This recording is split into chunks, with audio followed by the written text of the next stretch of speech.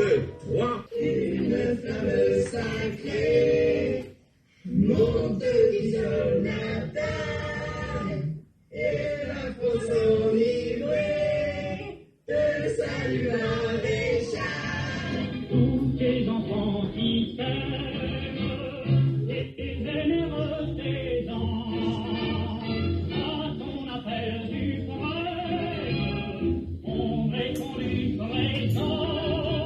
Maréchal, nous voilà, devant toi le sauveur de la France. Nous jurons, nous t'égards, de servir et de suivre tes pas.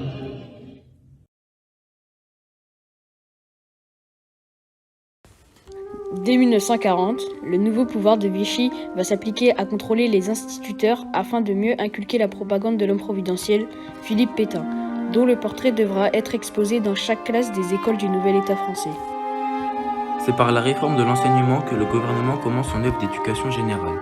L'enseignement primaire laïque est dénoncé comme responsable de la démoralisation du pays.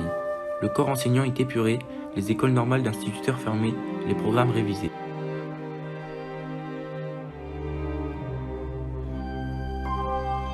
Les petites filles reçoivent un cours d'enseignement ménager afin de les préparer à devenir de futures mères de famille. Les garçons apprennent à manier la bêche, à travailler la terre.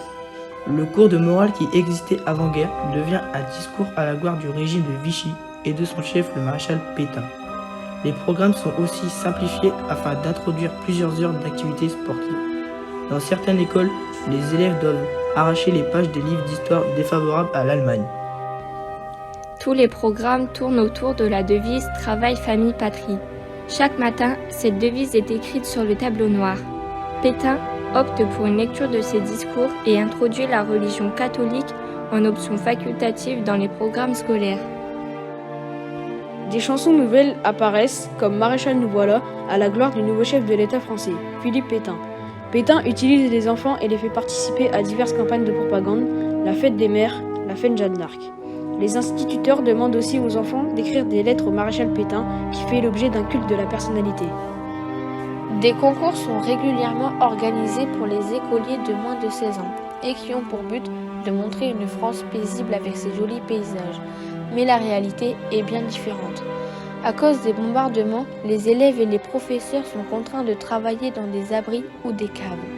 De plus, ils souffrent de pénurie, car sous l'occupation allemande, les Français manquent de tout, comme par exemple le lait pour les plus de 13 ans qui est interdit. Certains enseignants adhèrent au régime de Vichy et aux lois antisémites. Les enfants les subissent également. À partir d'octobre 1940, un cortège de mesures est pris par Pétain pour exclure la population juive.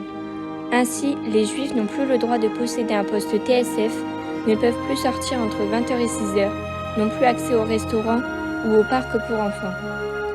Dès juin 1942, les juifs de la zone occupée doivent porter l'étoile jaune, un bout de tissu stigmatisant qui est une étape de plus vers l'exclusion et les persécutions.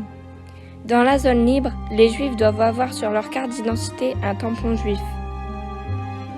La propagande anti-juive est aussi diffusée dans les livres pour enfants et dans des petits dépliants qui leur sont montrés comme l'histoire du juif Youpinou. Les juifs y sont caractérisés et tous les défauts, mensonges, traîtrise, tricherie, leur sont attribués.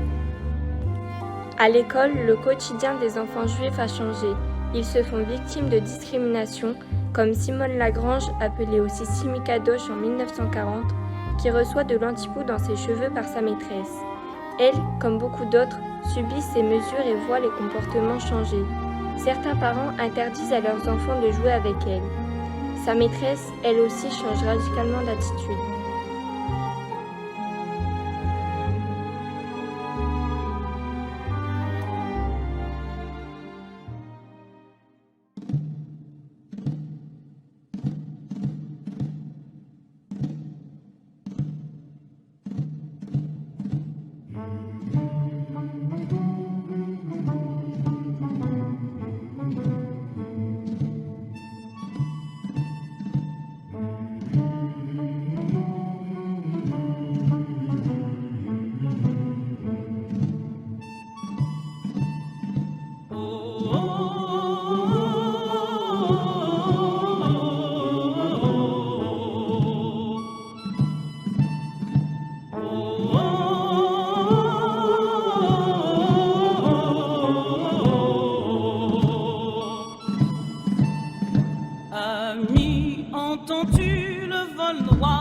corbeau sur nos plaines. Amis, entends-tu ces cris sourds du pays qu'on enchaîne? Oh, et partisans, ouvriers et paysans, c'est l'alarme. Ce soir, l'ennemi connaîtra le prix du sang et des larmes.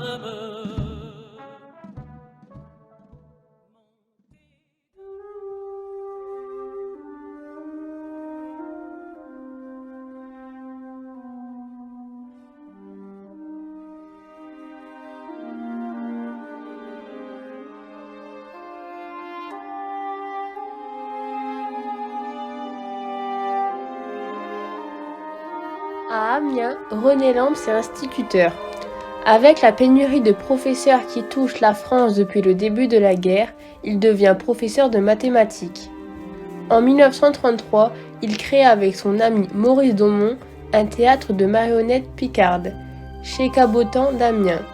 Il sculpte ses propres marionnettes comme Papa Tutu ou La Fleur. Dès 1940, René Lamps est révolté par l'occupation qu'il dénonce dans ses spectacles de marionnettes. Les Allemands rient en assistant à ces pièces, ils ne comprennent pas le picard. Voyant les gens rire, ils rient aussi. Au Collège moderne des garçons d'Amiens, René Lamps n'applique pas la réforme de Vichy. C'est Julia Lemaire qui l'épouse en 1942 qui amène René Lamps à s'engager encore plus dans la résistance.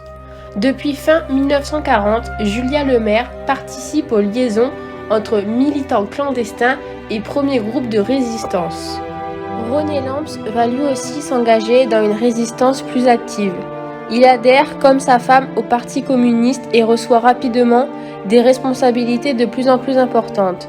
Il s'occupe de la presse clandestine, fabrique des faux papiers au sein des FTP, francs-tireurs partisans, il multiplie les sabotages et les récupérations d'armes.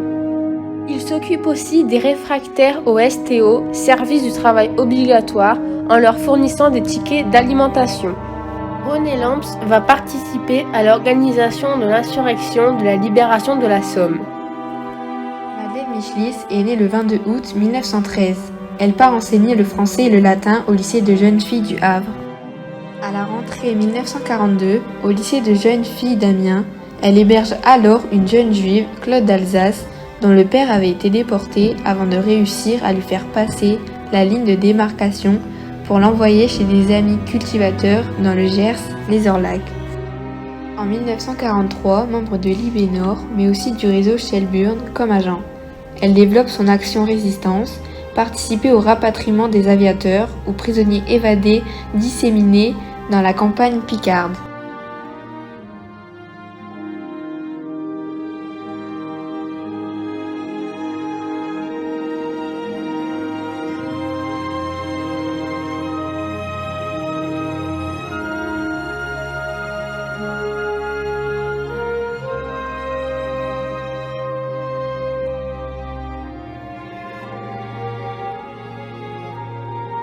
Lucie Bernard est professeure d'histoire-géographie depuis 1938.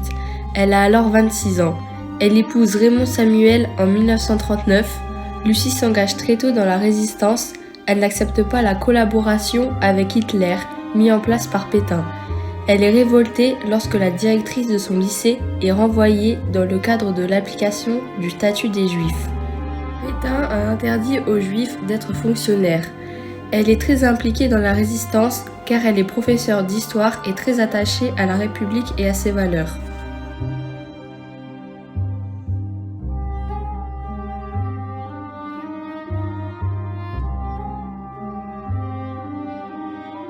Lucie explique, avec des professeurs que je connaissais et qui avaient la même opinion que moi, avec des journalistes aussi, parce que c'est des gens qui manient les idées, qui manient l'opinion, les enseignants et les journalistes, on a décidé qu'il fallait protester.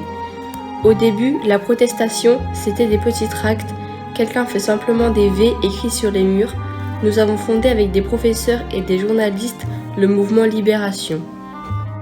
Lors d'une réunion du CNR, Conseil national de la résistance, son mari se fait arrêter. Elle décide donc de le sauver lors d'un transfert de prisonniers.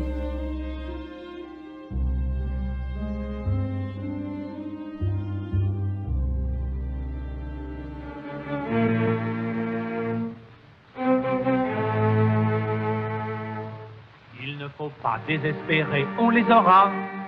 Il ne faut pas vous arrêter de résister. N'oubliez pas la lettre V. Écrivez-la, chantonnez-la, V, V, V, V.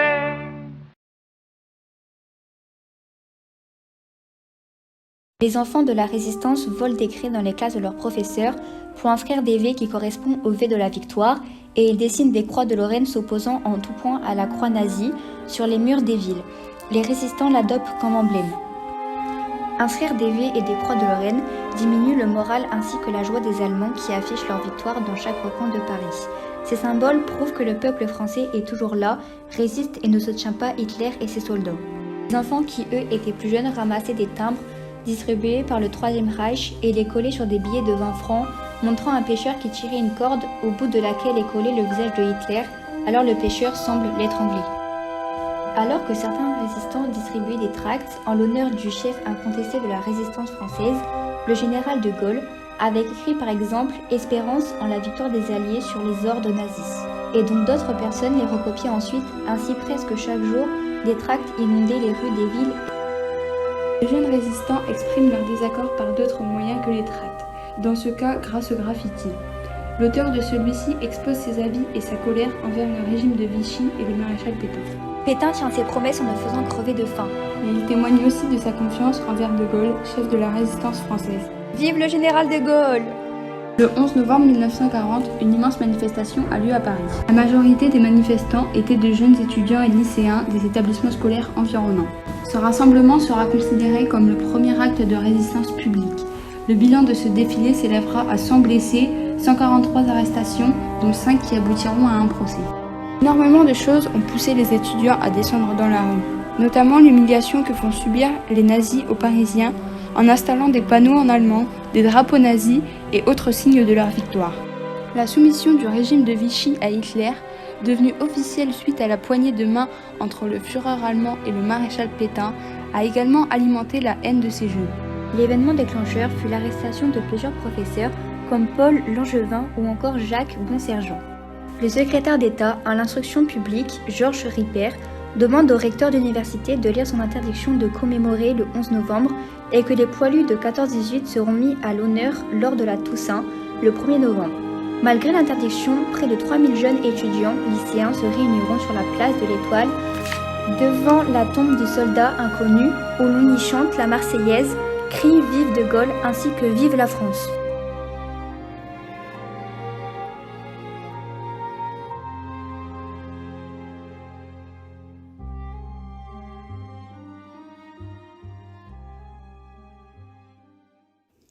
Sur mes cahiers d'écolier, sur mon pupitre et les arbres, sur le sable de neige, j'écris ton nom.